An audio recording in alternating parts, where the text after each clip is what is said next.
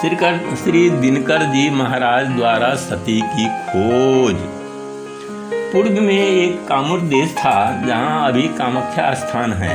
उस कामुड़ में लौना जोगिन ने आदि शक्ति माता का स्थान है निर्माण की हुई है। वहाँ वह प्रतिदिन धूप आरती दिखलाकर पूजा किया करती थी। इससे आदि शक्ति माता भगवती लौना जोगिन पर अति प्रसन्न थी, इसलिए लौना जोगिन पूर्ण गुणी हो गई। लौना ने एक चेली महारायण चमैन को बनाई। फिर महारायण चमैन अपना गुण सिखलाकर नैना और मैना 2 चेली तैयार की। पूरे 14 कोस कामुड़ राज्य में घर घर की बेटी और पुतहुओं को गुण सिखलाकर जोगिन यानी डायन तैयार कर दी। इससे कामुड़ राज्य में जादू का रोजगार होने लगा। जोगिन सब बाट बटोही पैदल यात्रियों को जादू से मारने लगी। बहुत मनुष्यों की मृत्यु होने लगी। रात भर का हाल खबर रात की रानी चंद्रमा महारानी एवं दिन का खबर दिन का राजा दिनकर जी महाराज सब जानते थे। जोगिन सबका ये दुराचार श्री दिनकर जी महाराज को पसंद नहीं आई।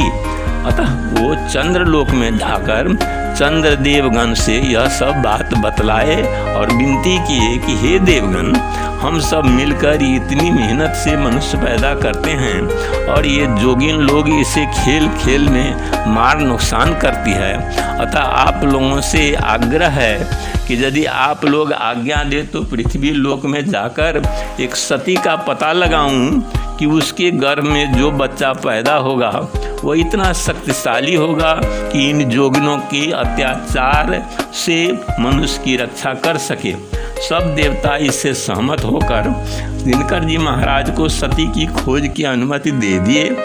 दिनकर जी महाराज का मनसा यह था कि जो ऐसा यशस्वी और पराक्रमी बालक होगा उसे मैं अपना छठीदार यानी चेला बनाऊंगा। उन्होंने प्रण कर लिया कि जब तक हम सती का पता नहीं लगा लेंगे तब तक अन्न जल ग्रहण नहीं करेंगे।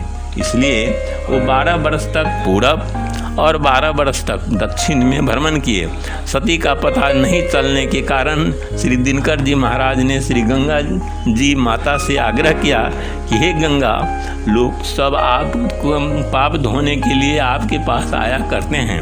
आप पापियों और धर्मात्माओं को पहचानती हैं, इसलिए कृपा कर हमें सती का पता बताएं। मगर गंगा जी ने इस बात का पता नहीं चला, क्योंकि वास्तविक सती तो गंगा स्नान के लिए गई ही नहीं थी, क्योंकि उसने तो कोई पाप कर्म किया ही नहीं था। तो फिर पाप धोने के लिए क्यों आए? अतः गंगा जी भी सती का पता बतला न सकी। फिर वो 12 वर्ष तक पश्चिम और उत्तर की ओर भी खोज किए। इस तरह के 48 वर्ष में भी सती का पता नहीं चला। दिनकर जी महाराज हिम्मत हार बैठे थे, मगर एक जगह उनको पहुंचना बाकी था। जंगल कटानी करके खोर जंगल की नई कटानी क्षेत्र में एक बहुत ही मामूली परिवार था। वहाँ पुरुष यानी पति का नाम हरवा और मेहरारू यानी पत्नी का नाम हारिन था। उनको एक मात्र लड़का बेटा था। वे लोग धनकार धानुक जात के थे। वो लोग बहुत ही गरीब थे। हरवा कामकाज के जुगाड़ में घर से बाहर गया हुआ था।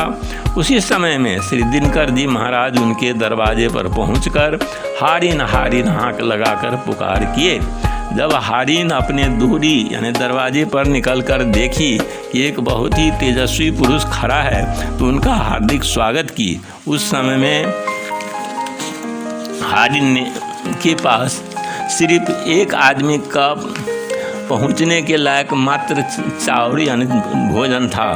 फिर भी हारिन ने सब चावल पकाकर श्री दिनकर जी महाराज को भोजन कराने के लिए तैयार ही की हुई थी कि उसी समय में हारिन के पति हरवा बाहर से भूखा प्यासा घर वापस हुआ। हरवा इतना भूखा प्यासा था कि जब तक हारिन श्री दिनकर जी महाराज के भोजन कराने के लिए दरवाजे पर से बुलाने गई तब तक हरवा ने सब खाना खा लिया। हारिन बहुत ही चिंतित एवं लज्जित हुई, मगर वह करती भी क्या, उसके पास दूसरा उपाय भी नहीं था। इसलिए विवश होकर हारिन सिर झुकाकर आँख में लोर यानी आंसू सहित बहुत ही विनम्र भाव से सच्चे दिल से सब बात श्री दिनकर जी महाराज को बतलाई।